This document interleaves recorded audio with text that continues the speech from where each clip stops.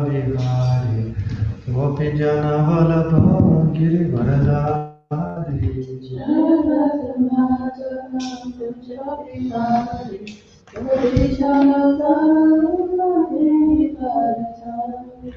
Jai Radha Madhava Kunja Bihari Gopi Jana Vallabha Girivaradari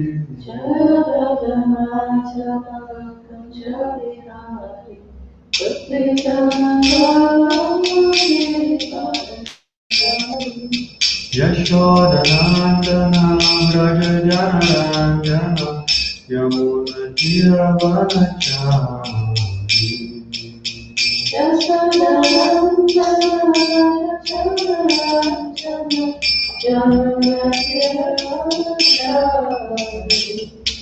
Yashodanandana Vraja Janaranjana Yamuna Tiravanachari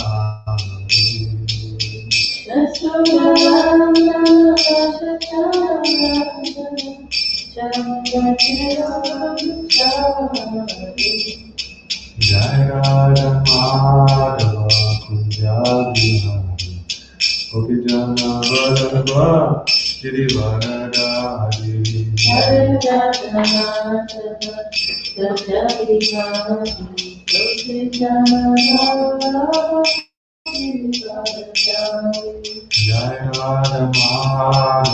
Kunja Bihari Gopi Jana Vallabha Girivaradari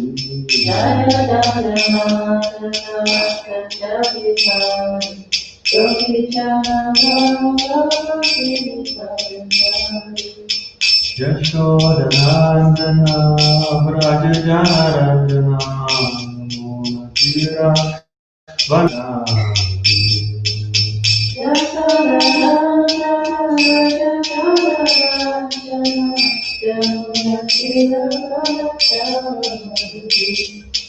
Yashodanandana Vraja Janaranjana Yamuna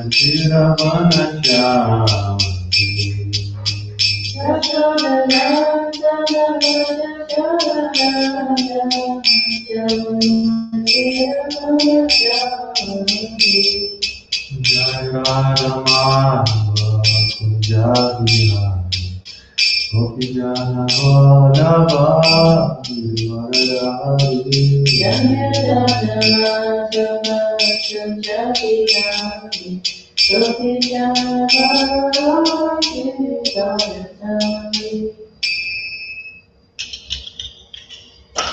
Grantará Srimad Bhagavatam ki Jai Srila Prabhupada ki Jai Jai Gaurav.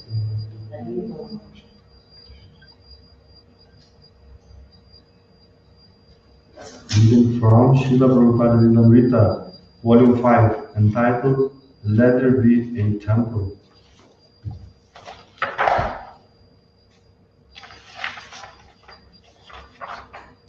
Chapter 8. Vrindavan, August 1974.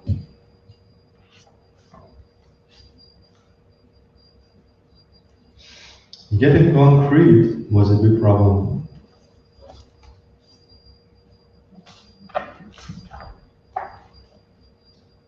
Surabhi, Gunagava, Tejas, and others were always meditating and striving how to get cement. Yet it seemed no cement was available in the whole of India. As month after month, they waited for government permission. Daily, since Prabhupada's arrival for the so-called temple opening, the devotees had been traveling by bus and rickshaw to Mathura to see if cement, even a few bags, was available. Sometimes they were cheated. One shipment of 20 bags had been cut with other materials, and when they used it in casting a column, it remained soft for 4 days and finally crumbled. When, at last, enough cement arrived to complete the work, the devotees felt sure it had happened only because of Srila Prabhupada's presence. Prabhupada had Gunarnava count every bag of cement as it arrived. From 8 in the morning until 9:30 at night, the shipment kept coming on trucks, each truck with 4 coolies to carry the heavy bags on their backs into the storage shed. Gunarnava stood outside all day with pad and pen, marking the receipt of each bag. Srila Prabhupada came out of the house several times and watched gravely. In the evening, when they were finished, he called Gunarnava in. So how many bags? Prabhupada asked, and Gunarnava gave the exact figure. Everything is locked away now? Prabhupada asked. Yes, Srila Prabhupada. Prabhupada talked about the cement as if talking about a shipment of gold. Srila Prabhupada ki jai.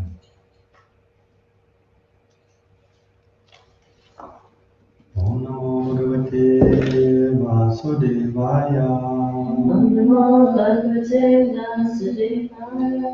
Om Namo Bhagavate Vasudevaya. Om Namo Bhagavate Vasudevaya. Om Namo Bhagavate Vasudevaya. Om Namo Bhagavate Vasudevaya. Reading from Srimad Bhagavatam, Canto 5, Chapter 1, Text number 40.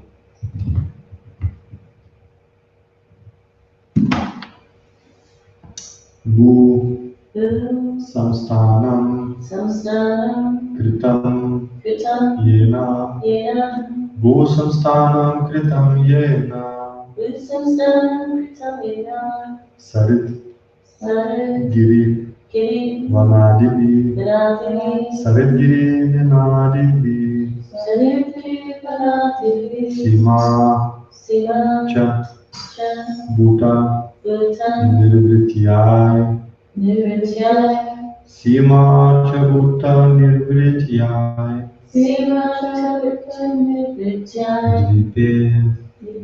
Dvipe Vibhagasha Dvipe Vibhagasha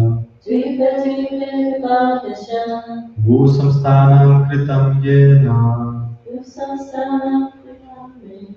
Sarit Vanadivi Sima Cha Bhuta Nirvrityai Dvipe Vibhagasha Bu Samsthanam Kritam Yena Sarit Vanadivi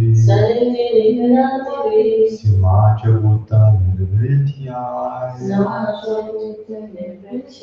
Dvipe Vibhagasha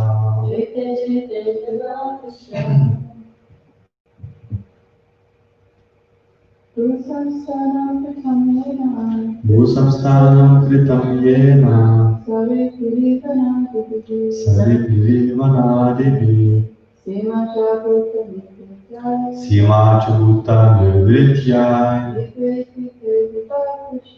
Dvipe Vibhagasha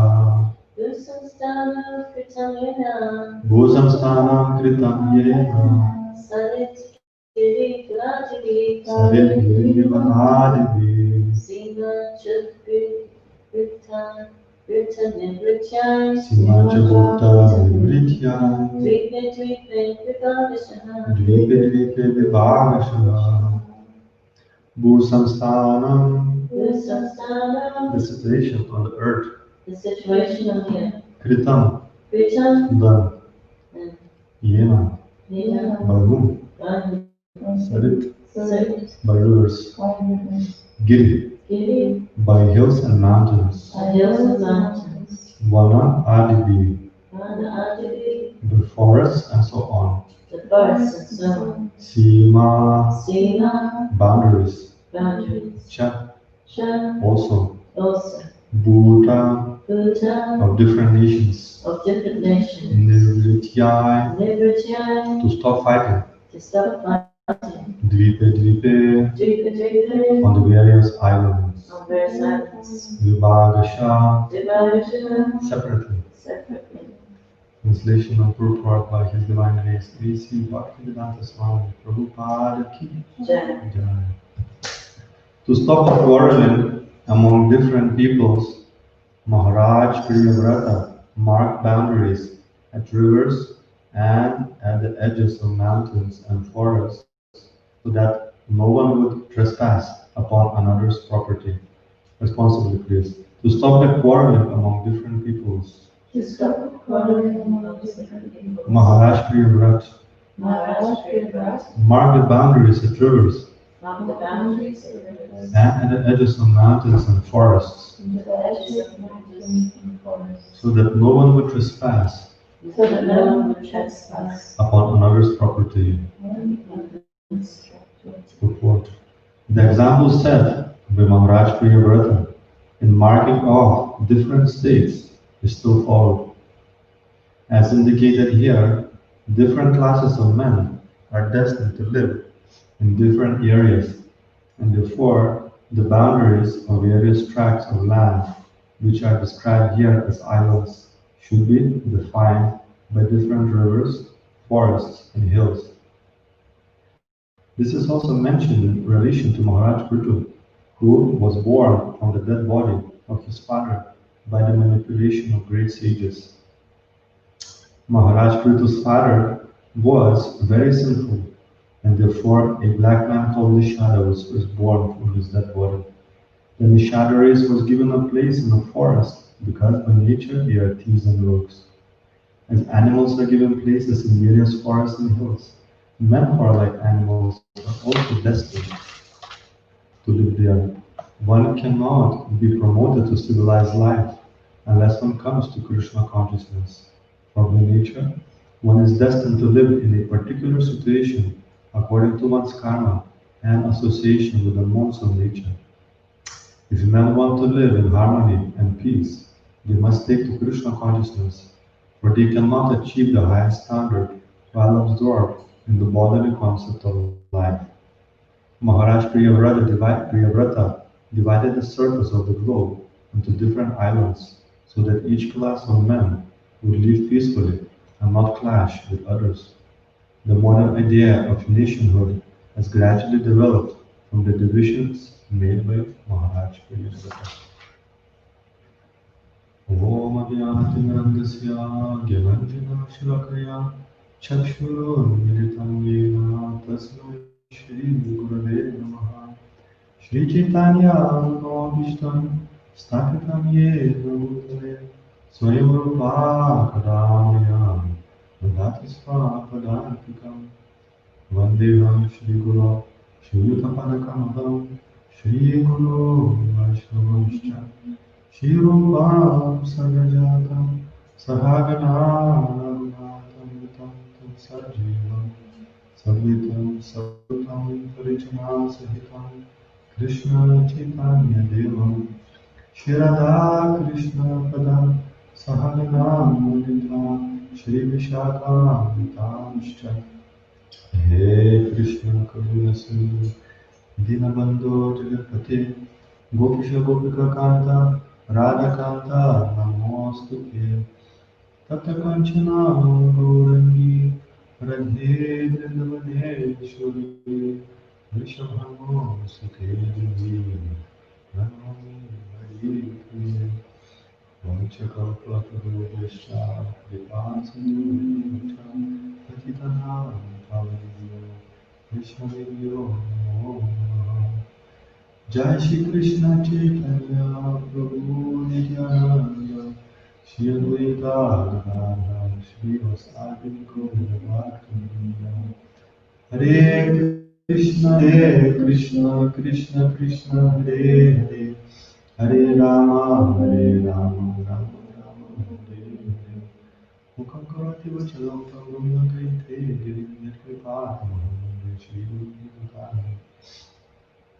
When there's a spiritual master, a blind man can see the stars, a lame man can cross the mountains, and a dumb man can speak eloquently. I therefore offer my respectful obeisances unto the sovereign spiritual master of the Krishna, Krishna, Krishna, Radha, Krishna, Krishna, Bhaktivedanta Swami Nityananda, Namaste, Saraswati Devi, Gauravani, Purchani,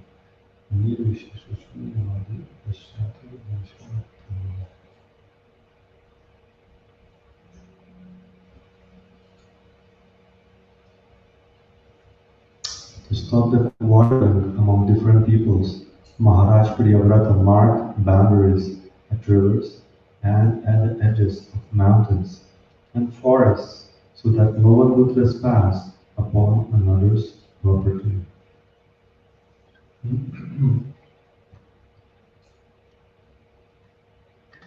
So the Vedic literature that is coming from the Supreme Lord, it recognizes the spiritual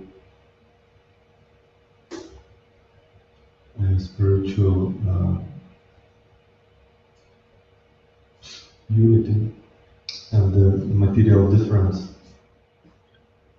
You can see Maharaj Priyavrata here recognized being a Rajarshi, saintly king.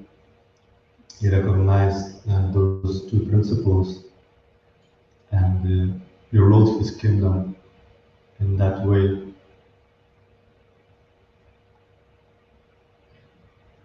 Yeah, one of the reasons for quarreling is that lack of recognizing of different states of consciousness. As we discussed some time ago, how the entire universe is populated with people with a different states of consciousness, and how one gets a body, not necessarily an even human body, according to that state of consciousness. So we can see that even in this material world, in the modern day, there is a certain kind of way how people tend to divide themselves. Like even when there are like different countries that seem to be having even a certain type of character and mood and spirit. Like some countries seem to be very, very organized, very together, very scheduled, very punctual. Some other countries, you'll find that, like being 1 hour late is not a problem, half an hour late is not a big deal. There is one country, as one devotee was saying, was trying to get from one city to another, and he came to bus stop, and the bus apparently was supposed to come once a day in a certain time, and when he came there was a few people just waiting there for a bus, and the bus wasn't coming and wasn't coming and wasn't coming, and then he asked the people who were waiting there, when the bus is coming, and the people said sometimes it comes, sometimes it doesn't. Sometimes it takes a few days until the bus comes. But despite of the fact, people weren't in any rush. They were standing there waiting a bus. They had enough time for a few hours, and then they would go home, and the next day would come again to see whether the bus is coming. So you can see there is like a different modes. Even you can see that there are different countries. Different nationalities, even influenced by a different combination of modes of nature that makes them to value different things.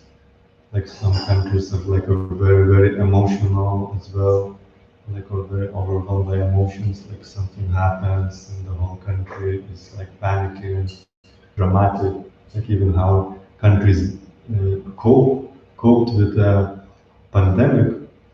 You would think that material advanced countries would handle it better, but this pandemic showed that the material wealth is not necessarily your wealth, how much money you have.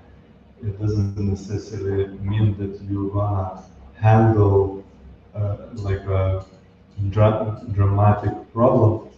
There's some serious problem out there. The money is not sufficient just to handle it in the right way. So you can see some countries that weren't so well to do, they handled it better than some of the most material advanced countries in the world. So it shows how there is those boundaries of thinking, and sometimes if you put a very diverse type of people in one place, that can cause a lot of quarrel. Like different types of education, different types of background, different types of nationalities, etc. So there are various types of differences.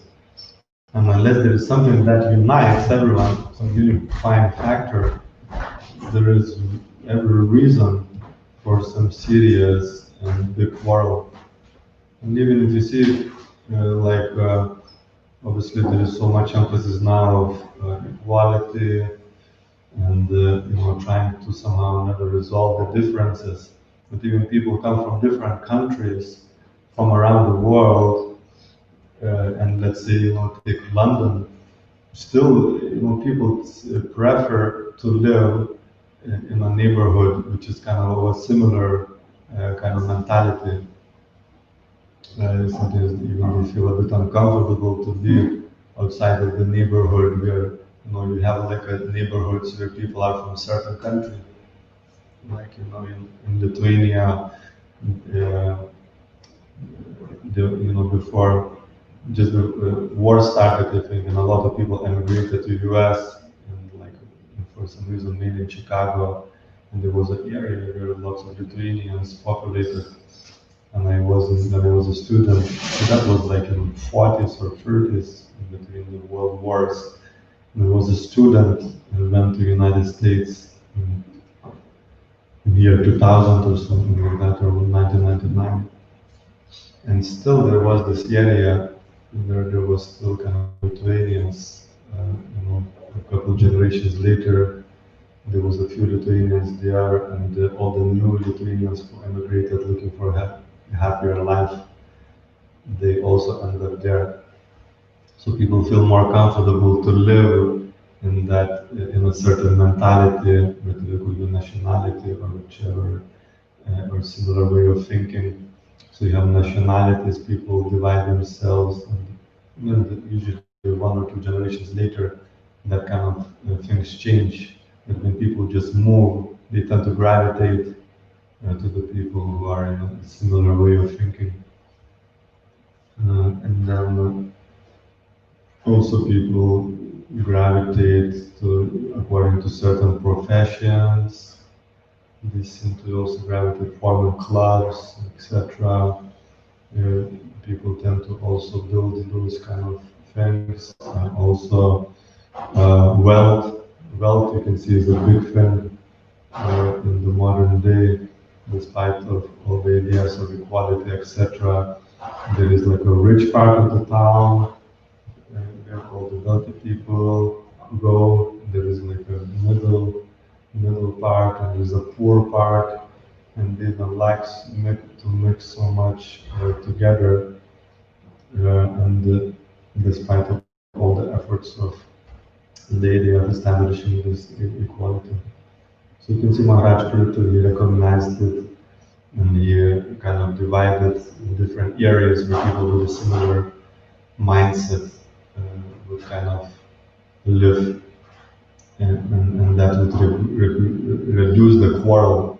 That was the idea of Maharaj Parikshit. You don't want a good management means you want to minimize quarrel. So there is some recognition of one's psychophysical disposition. And also another division that happens, like a different city. I've seen it everywhere practically. I went, there's a capital city, there's a second city, and there is a bit of rivalry between those. Like we have a Glasgow and Edinburgh. I don't know, maybe London doesn't have much competition. I haven't looked so much into England. In my country, so we have a capital and a second city. And this is an ongoing quarrel, who is gonna have a bigger influence, or how they're gonna do things better, and etc. So there's all those different types of divisions, and in the modern day we see there is also like a gender struggle, and all sorts of kind of struggles are there, with different ways of thinking, different ways, etc., etc. So, so that is there, and Maharaj Prithu was kind of try to resolve it according to kind of his understanding that you kind of divided places into countries practically, so people with a different way of thinking, they kind of gather together, and people are even born, with a certain mentality, with a certain thinking, with a certain karma. You are born in a certain situation, so it facilitates your kind of mindset and your desires and your state of consciousness. And even for those who do book distribution or just travel from city to city for whatever other reason, when you go to the places, you can see people are there with a similar mentality. There is something, there's a character of the place, there's a unique character of the place. And I find that even if the place is full of foreigners, like people from other countries, you find that for interestingly or mysteriously enough, even people coming from all different parts of the world, living in the same place, there is something in common in their mentality. So it looks like this is like a very expert arrangement of material nature to facilitate your karma and certain way of thinking, that you end up being in a certain situation according to that karma. So from material point of view, this certain, and trying to resolve this problem of quarrel materially, so certain divisions can be helpful, and we can see Maharaj Priyavrata employ that principle. But there is a higher principle. There is that spiritual equality is a higher principle, and if we employ that principle of spiritual equality, then people can raise above their differences, and that is a cause of that quarrel. And we can see here in a purport, Prabhupada explains the higher principle, a part of this division that can work, just even like kids, if they quarrel in a kindergarten or something, then the teacher separate them. Okay, you go to this group. If there is like two quarrelsome kids or something, then one goes to one group. You stay there and play there, and you stay in this corner, and they kind of then peacefully and happily carry on with their activities. But so that's one way of doing it, and you can see that may be necessary in certain circumstances, times and places. There may be some necessity for that. But a higher principle is how to raise above those differences and resolve them, because they're not tragic evils, which is only possible on a spiritual level. And Prabhupada says that if men want to live in harmony and peace, they must take to Krishna consciousness. For they cannot achieve the highest standard while absorbed in bodily concept of life. So when people absorb in this bodily concept of life, with some sort of division may be helpful, but it's very, very difficult to do that in a modern day, or almost impossible, or possible to a very small degree. However, when one raises the spiritual platform, all those quarrelsome differences that I'm thinking in this way, I'm thinking in that way, this is your gender, this is my gender, this is your skin color, this is my skin color, etc. You can see so many problems because of that. And the only way to really resolve this, the best way to resolve this, is to raise above the bodily concept of life. So that discrimination is the sign of a bodily concept of life, And in the Vedic literature, there are certain, teachings and statements, etc., that are for the people in embody the concept of life. But Srila Prabhupada's mission was to try to raise above, give us practically the first lesson we hear from Srila Prabhupada and his books and his representatives, that we are not his body, and this necessity to raise above the bodily concept of life. It's very, very significant. And not only for spiritual reasons, because we want to attain love of God, we need to raise above this bodily concept and become Krishna conscious and develop through devotion, and these are the fundamental stages. But also for this peace and harmony, that is also crucial, in our own lives, in our society, and internationally as well, for the whole world. To achieve this true harmony and peace, is necessary to raise above body the concept of life and through spiritual practices. Because we can see the material means that we adopt to resolve them, it doesn't work in the long term.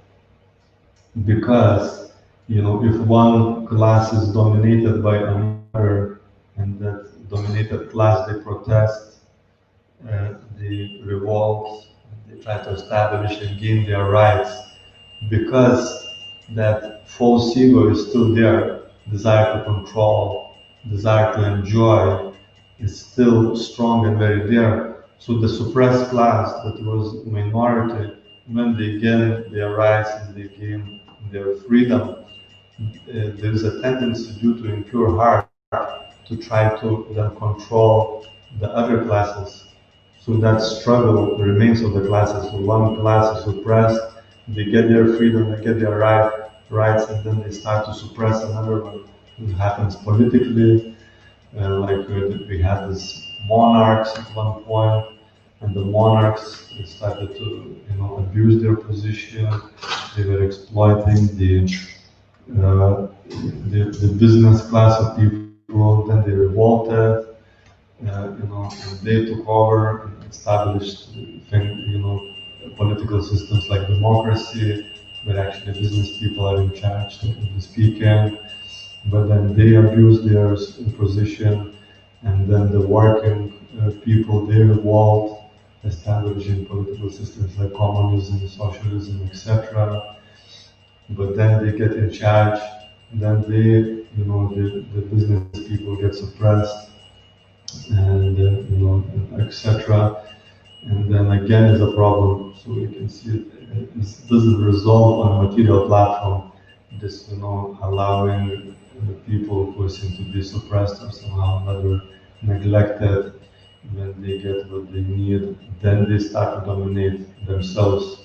And due to that desire, the desire to dominate is not removed by just adjusting one's rights. And of course, there has to be some work towards making sure that the rights are there and that people are taken care of, etc. But that's just far away from being sufficient to resolve the problem.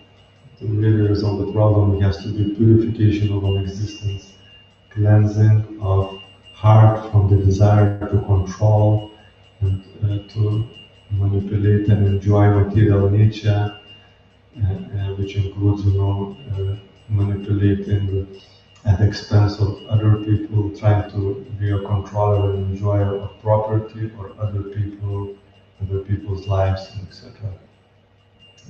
So this Krishna consciousness is so significant to help to raise above this bodily concept of life. We have to, of course, show example ourselves to be able to raise above this bodily concept. We have to study and practice the Vedic literature. And we need theoretically practice those ideas, but unless our heart is becoming purified, there will be the tendency to be enjoy and control. And the Prabhupada has given us this very significant principle of unity and diversity. So there has to be a recognition of diversity, like in a community we have people from various backgrounds, different countries. In fact, our organization is extremely varied in terms of different backgrounds, culture, nationality, etc., etc. So many differences, but we have this very strong unifying principle of Krishna consciousness. But that is the very thing that is uniting us. So if we live and we are neglecting the principle of what is unifying us, the Krishna consciousness in itself, which is, is a foundational hearing and chanting, remembering Krishna. If that is lacking, then there will be an increase of quarrel in the communities, because what makes the unity is that principle of raising above the mundane platform. It is done through hearing and chanting in a very, very good and strong quality of our sadhana and etc. And so the quarrel increases, and the diversity then becomes very, very high, and it becomes a very like a very dividing principle, because we all live together. And Maharaj Priyavrata even kept everybody aside with the different, divided from each other, to keep that peace. But if people living together under one banner, it's very, very strong and powerful and significant principle to maintain the unity. Is to have this very, very strong Krishna conscious principles and Krishna conscious foundation. So this is very significant for us as an organization to establish, for many reasons. One is that we are we have this very significant legacy that has to be carried on and passed away for many generations. So it won't work on material platform. And you can see the material world is not working, and it won't work in our organization as well. Even if we establish like a very fantastic management as a corporation, etc., and everything is just working so smoothly. If the Krishna conscious aspect, study of Shastra and Scripture is neglected, it's just not going to work, in the long term. And you can see many, successful corporations, organizations, actually majority of them will fall apart in the long term due to various types of differences and challenges that happen.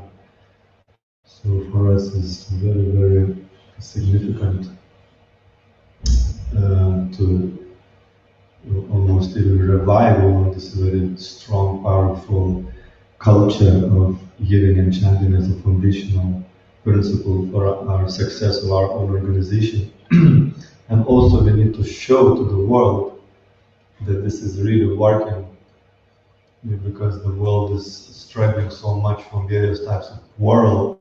If you look at the various types of quarrel, is over different kinds of needs. One is some sort of physical needs quarrels, and when the physical needs are fulfilled, then quarrel is over. So these are the easiest types of quarrel to resolve.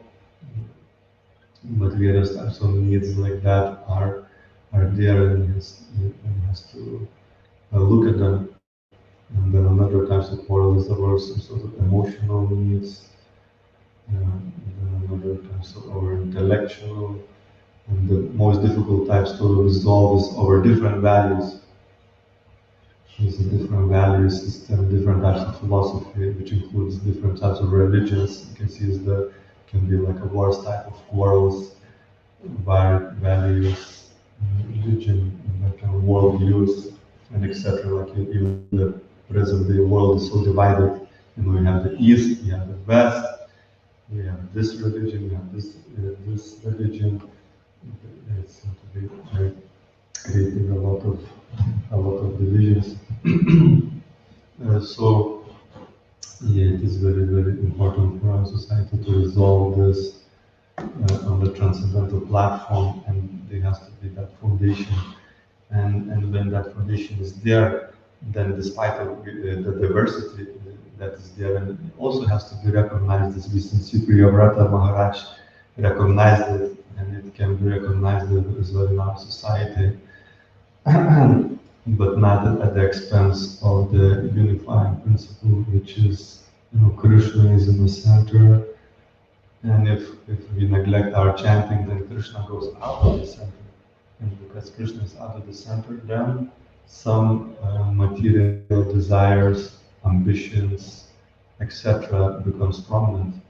And because of that, then the possibility for quarrel arises. And then when Krishna is back in the center, and that is the uniting principle for all of us, and then our selfish desires, aspirations, conditionings, and they go more to the side.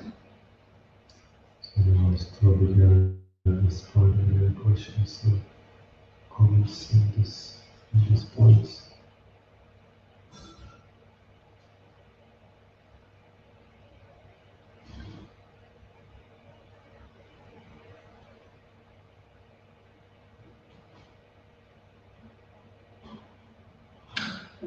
It's Prabhupada said this society should be run by intelligence and organization. And for that purpose, sometimes devotees go outside to materially expert people to learn from them. So I suppose then with the anti-Krishna consciousness that can take place, like the GDC, strategic planning team. Also, but there's a difficulty sometimes of devotees who are more conservative, and then you've got devotees that are more liberal, and sometimes they clash. So, how do you see that? Yeah, it's also a challenge. Another part of the division is the conservatism and liberalism. One thing that Bhakti Swami says is that open communication can help. One of the best ways to resolve this kind of things is open communication, but there's a tendency to blame, like liberals, they blame conservatives, not a Krishna conscious way, and that kind of can end up in offenses, and that kind of stifles our Krishna consciousness. And then, then the conservatives, they blame liberals for kind of deviation, and the liberals, they blame conservatives for, making a society completely stagnant, that is not expanding, and that kind of thing. But if there is like an openness to hear, because both sides actually they have some really good points. Both sides have got really good points that are worth considering. They don't want the society to get watered down and get personal consciousness is lost, and we also don't want to be so rigid in the details, because there are principles that shouldn't be changed, and there are details that must be changed, unless otherwise the society won't expand, it's going to die. Like Neil Walker from Edinburgh International Society Center for Spirituality and Peace, and somehow another discussion came up. And he was saying, how many organizations has died out because they were too exclusive, they didn't open up, they were so rigid inside, and the rigidness they presented to outside the world, they were very rigid inside, and they were very rigid for outsiders, so they couldn't expand, they died out. And then you have, other organizations who were so liberal, that they, liberal inside and liberal to outsiders, that they compromised and they lost their heart as well. They kind of lost their essence and just kind of merged and became a material organization. So it's like how to.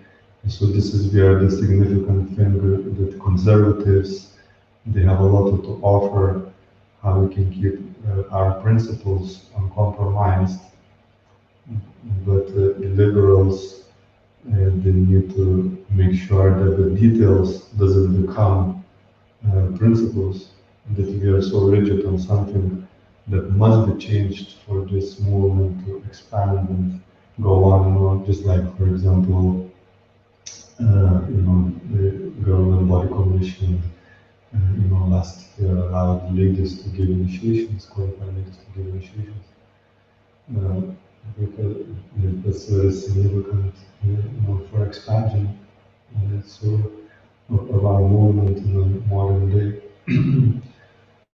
So you can see, so both sides have something to offer, but if it becomes like offensive, just blaming each other, blaspheming, etc., it's not going to work, and it's just going to create a very divisive society. But if we can see that both sides has got a value, one side is preserving the principles, and the other side is making sure that we are relevant for the society, expanding. So then there is like a necessity that's very wonderful. The principle, then a society can grow, and if both sides are open, for that kind of communication, then that is very wonderful for the society to, Krishna consciousness is spread for the next 10,000 years. And then, in terms of professional input and that kind of thing, Prabhupada himself is coming from a very professional background. He was manager, etc., like chemical company and that kind of thing. The essential factor that is not sufficient just to have a material qualification. There is so much things to learn that we can apply in our society. If the Krishna consciousness is there, intelligence and organization, but it has no value, it's just a material skeleton if there is no Krishna consciousness.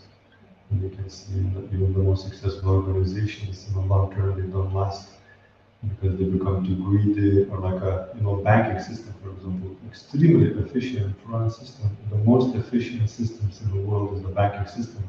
But a few years ago, we had like a collapse of the banking system because they become too greedy.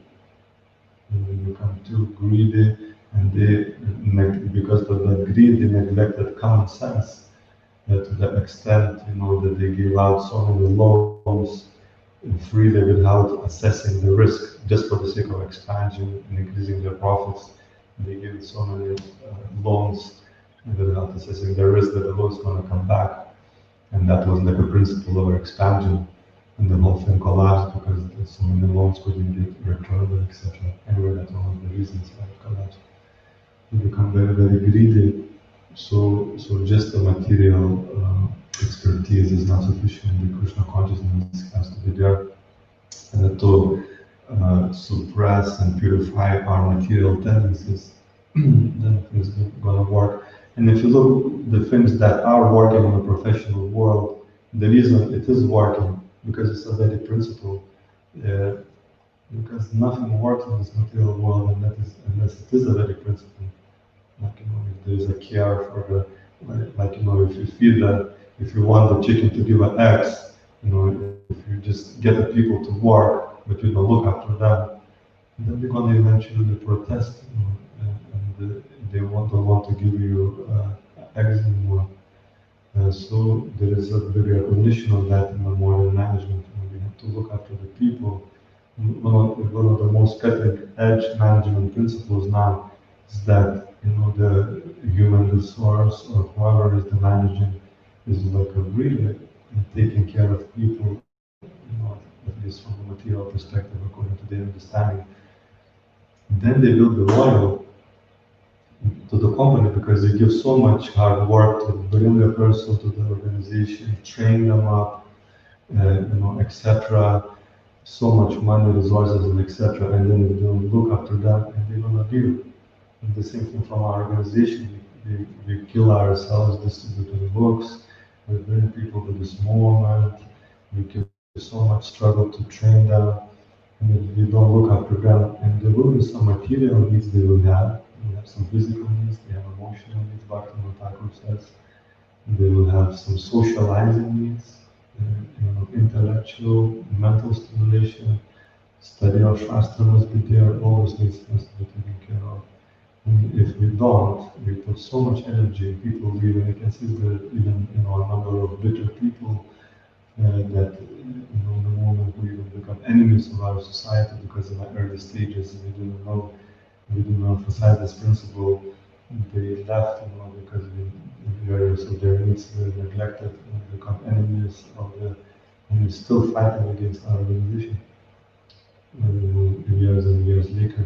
So it's such a significant principle that we have to look at that. Yes, we have a unifying principle, Krishna consciousness, but we have to take care of people's needs. Otherwise, we're imitating a pure devotee. Only pure devotee can neglect his needs or her needs. Otherwise, we're just imitating being a Paramahamsa if we ignore that people may have certain genuine needs. There's a wants, and of course, we want to educate people the wants, and we have to put them aside, but there's some very genuine needs. For a young devotee, there's a genuine needs for more senior devotee, there's a genuine needs when you approach 50, there's a genuine needs when you're 60, there may be some differences in needs for gender, in terms of gender,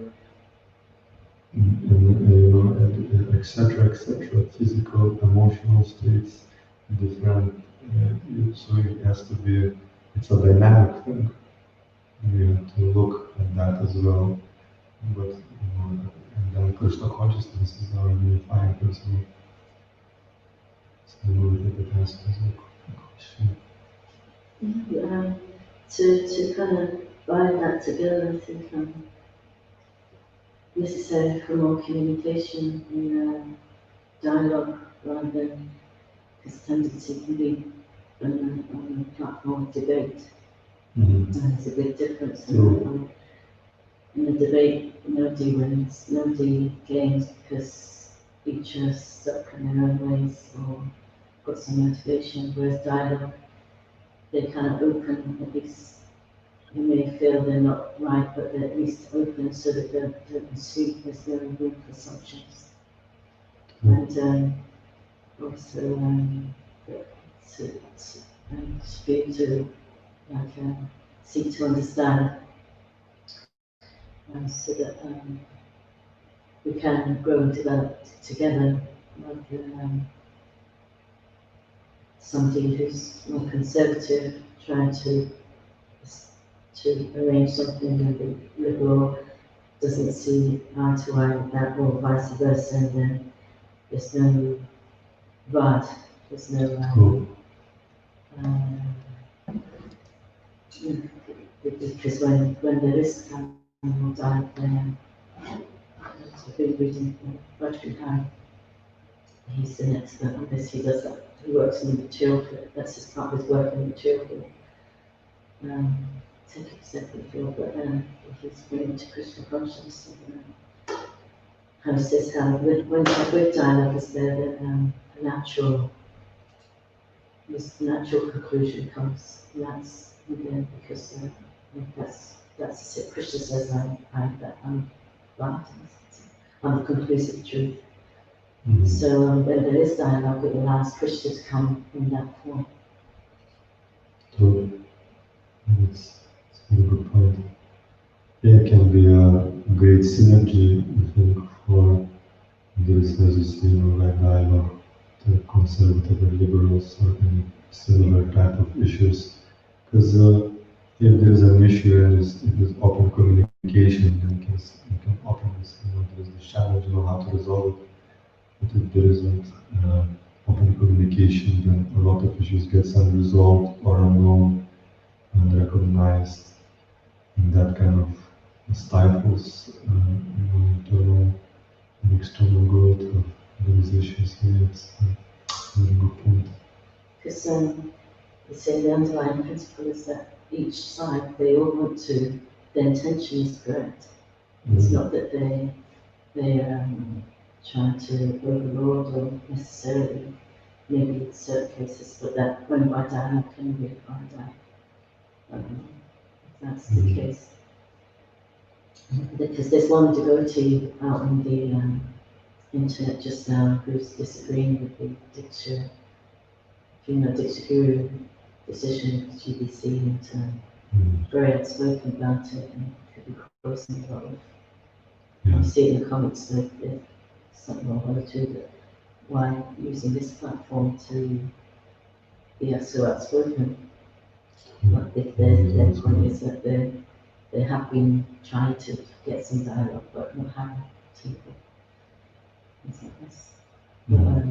On the base, and this is one that says there in Prabhupada's books and so on. But then hear another discussion where how Prabhupada was kind of both liberal and conservative in the sense that, for example, he was going to make Jamuna a daily GBC member, but he didn't push it because he knew that the men wouldn't accept. So this is an example of a man, a male devotee in their body not accepting. So how that's going to be resolved, I don't know. It's because of some points. Because he has many funds. Jai, on this positive note, we need to finish. Srila Prabhupada ki Jai, Srila Bhagavatam ki Jai. Nitai Gaura Premanande.